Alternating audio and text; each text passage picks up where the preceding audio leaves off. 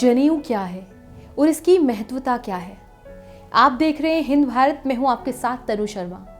आपने कुछ लोगों को देखा होगा कि वो बाएं कंधे की ओर से दाएं बाजू की तरफ एक कच्चा धागा लपेटे होते हैं। आखिर वो कच्चा धागा क्या होता है? उस धागे को जनेऊ कहा जाता है। वो भारतीय परंपराओं में पवित्र एक सूत्र माना जाता है जो 3 धागों से बना हुआ होता है। जनेऊ को संस्कृत भाषा में यज्ञोपवीत भी कहा जाता है।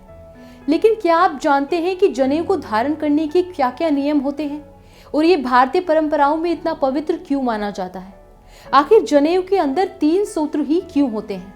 आइए आपको बताते हैं जनेऊ की पूरी परंपरा। हरे ओम स्वस्ति न इंद्रो वृद्धश्रवाः स्वस्ति न पूषा विश्ववेदाः स्वस्ति नस्तार्क्ष्यो अरिष्टनेमिः स्वस्ति नो बृहस्पतिर्दधातु। जनेऊ में मुख्य रूप से 3 धागे होते हैं।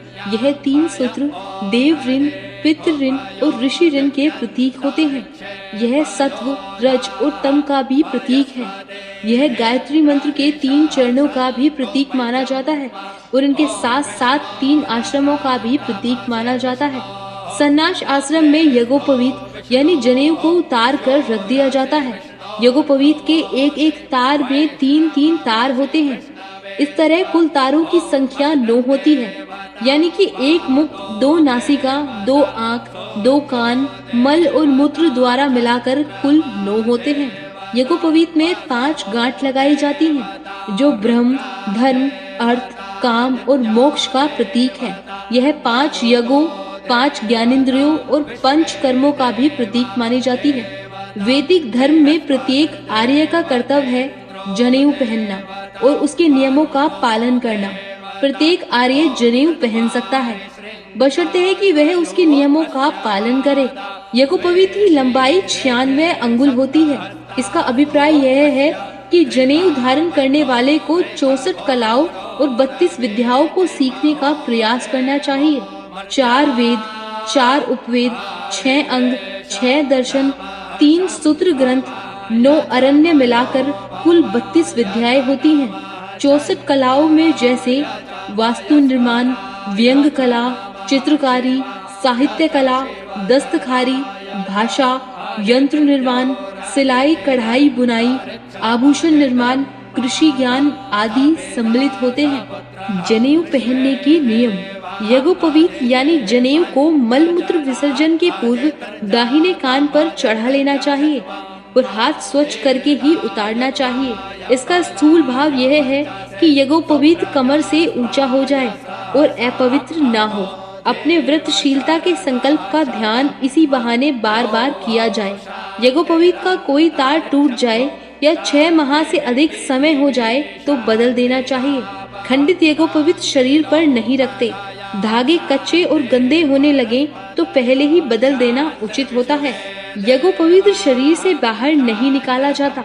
साफ करने के लिए उसे कंठ में पहने रखकर ही घुमाकर धो लेते हैं। भूल से उतर जाए तो प्रायश्चित करें। मर्यादा बनाए रखने के लिए उसमें चाबी के गुच्छे आदि न बांधें।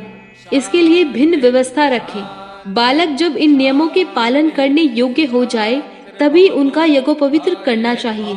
चिकित्सा विज्ञान के अनुसार दाएं कान की नस यानी अंडकोश और गुप्तांद्रियों से जुड़ी होती है। मूत्र विसर्जन के समय दाएं कान पर जनेऊ लपेटने से शुक्राणुओं की रक्षा होती है। वैज्ञानिकों अनुसार बार बार बुरे स्वप्न आने की स्थिति में जनेऊ धारण करने से इस समस्या से मुक्ति मिल जाती है। कान में जनेऊ लपेटने से मनुष्य में सूर्य नाड़ी का जागरण होता है। कान पर जनेऊ लपेटने से पेट संबंधी रोग एवं रक्तचाप की समस्या से भी बचाव होता है। जनेऊ से पवित्रता का एहसास होता है। यह मन में बुरे कार्यों से बचाती है। कंधे पर जनेऊ है, इसका मात्र एहसास होने से ही मनुष्य भ्रष्टाचार से दूर रहने लगता है। अगर आप भी जनेऊधारी हैं तो आपको भी जनेऊ धारण करने के नियमों का खास ध्यान रखना चाहिए। अभी के लिए इतना ही। आप देखते रहिए हिंद भारत। खबरों में बने रहने के लिए चैनल को सब्सक्राइब करें और ये बेल आइकन जरूर दबाएं।